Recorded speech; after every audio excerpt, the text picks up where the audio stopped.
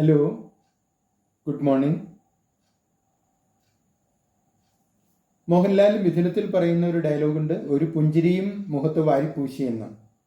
അങ്ങനെയാണ് ആ ഡയലോഗ് ആരംഭിക്കുക. എൻ്റെ ചെറുപ്പത്തിൽ ഒരു കോളിനോസ് പുഞ്ചിരിയെക്കുറിച്ച് പറയുമായിരുന്നു. അന്നൊരു കോളിനോസ് ടൂത്ത് പേസ്റ്റ് നിലവിലുണ്ടായിരുന്നു. അതിൻ്റെ പരസ്യത്തിൽ പങ്കെടുത്ത ആളുകളുടെ മുഖത്തുണ്ടായ ആ പുഞ്ചിരിയെയാണ് കോളിനോസ് പുഞ്ചിരി എന്ന് പറയുക. പിന്നീട് ആരെങ്കിലും നന്നായിട്ട് പുഞ്ചിരിക്കുന്നുണ്ടെങ്കിൽ അതിനെ ഒരു കോളിനോസ് പുഞ്ചിരിയായിട്ട് വ്യാഖ്യാനിക്കുന്ന ഒരു രീതി ഉണ്ടായിരുന്നു. അയാളുടെ മുഖത്തൊരു കോളിനോസ് പുഞ്ചിരി ഉണ്ടായിരുന്നു എന്നാണ് പറയുക. പുഞ്ചിരി എന്ന് പറയുന്നത് അത് എന്തായാലും ഒരു വലിയ സിദ്ധിയാണ്, അതുപോലെ തന്നെ വലിയൊരു കഴിവാണ്.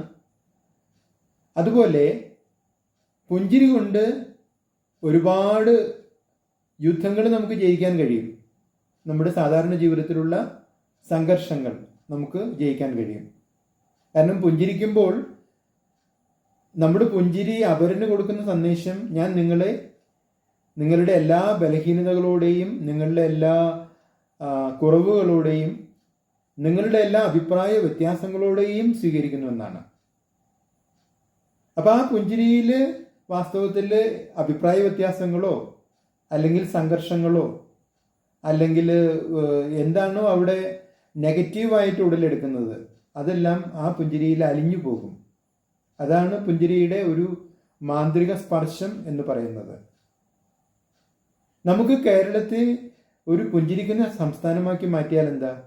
കേരളത്തിൽ എവിടെയായാലും ആരെ കണ്ടാലും അവരൊക്കെ പുഞ്ചിരിക്കുന്നവരായി മാറുകയാണെങ്കിൽ കേരളം പിന്നെ സ്വർഗമായി മാറിയില്ലേ? കേരളത്തിൻ്റെ പ്രശ്നങ്ങൾക്ക് അത് വലിയൊരു സൊല്യൂഷനല്ലേ? അപ്പോൾ നമുക്ക് സ്കൂൾ തലങ്ങളിൽ തന്നെ, പ്രൈമറി തലങ്ങളിൽ തന്നെ, നമ്മൾ വീടുകളിൽ തന്നെ കുട്ടികളെ പുഞ്ചിരിക്കാൻ പഠിപ്പിച്ചാൽ എത്ര നല്ലതാണ്. കുട്ടികൾ പുഞ്ചിരിച്ചു വളരട്ടെ. അവരിനെ നോക്കി പുഞ്ചിരിക്കുന്ന ആ ഒരു സമൂഹം അത് ഇവിടെ നിലവിൽ വന്നാൽ കേരളത്തിൻ്റെ മുഖച്ഛായ തന്നെ മാറും. ഒരുപക്ഷെ കേരളത്തിന് നീറുന്ന പല പ്രശ്നങ്ങൾക്കും പരിഹാരം വന്നു എന്നും വരാം.